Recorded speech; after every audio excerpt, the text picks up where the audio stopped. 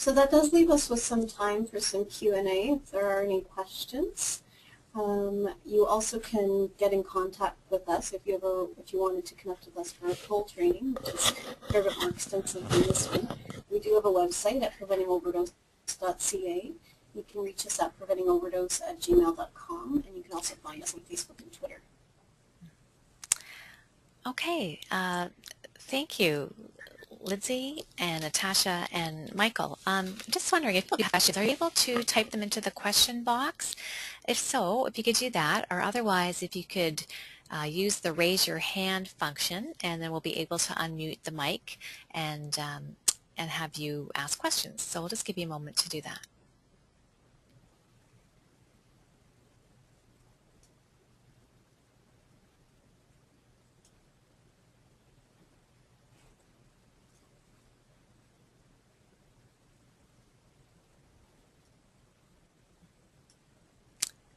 No questions at this time that I'm seeing.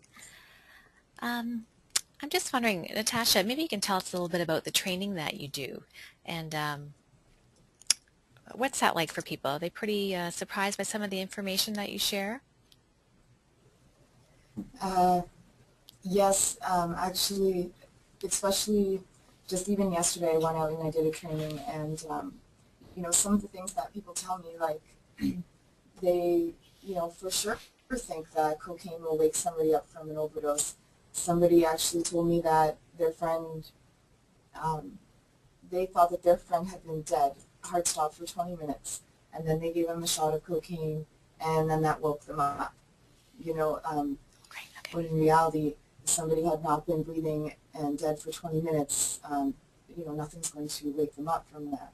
So it seems like important information to get out there, because there is a lot of misinformation out there, especially in the using community.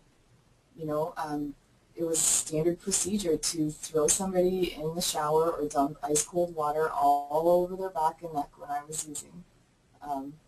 That was just what happened to you. That was how we dealt with overdoses, not realizing that we were actually causing more harm than good. Okay. I think the other Thanks, thing that Natasha. people often react to is when we define overdose as the use of a substance in a way that causes harm, whether that be acute or long-term, and that it can sometimes be fatal. One of the experiences I've had is that often when we're doing training together, there's always this sort of look that passes over people's faces when they realize that either they themselves have experienced an overdose or somebody close to them has, when you define it that way, and how much risk they were actually at, and how common it is. Okay, fascinating. Thank you. We have a question from Marilyn. I'm going to open up your mic, Marilyn, and you can go ahead and ask your question. Thank you very much. This is Marilyn. I'm out in Alberta. I facilitate a parent group, up to 40 parents on Tuesday evenings, and all of their kids are in different stages of use, abuse, recovery. And this would be a good presentation for them. Can I get a copy of your presentation, or am I asking something that I shouldn't be? I believe all the webinars are being recorded and are available on the website after the live webinar. Yes, that's right, Lindsay. It's Kim here. All of the webinars are recorded, as you said, and can be found probably 2 or 3 days afterwards on www.preventingcrime.ca. So you'll have the full access to the presentations there for training purposes. Any other questions, Marilyn?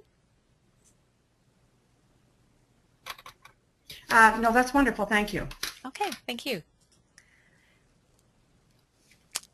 Any other questions from participants today? I think that was the only hand that I saw.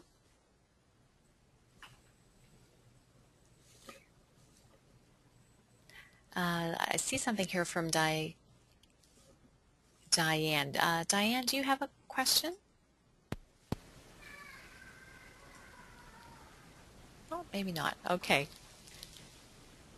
Oh, all right. Just further to to Marilyn's question, Diana's asking, the webinars are recorded, but is there opportunity to print the slides? So I guess, Lindsay, they're wondering if you could perhaps email your slide deck. Are you in a position to do that?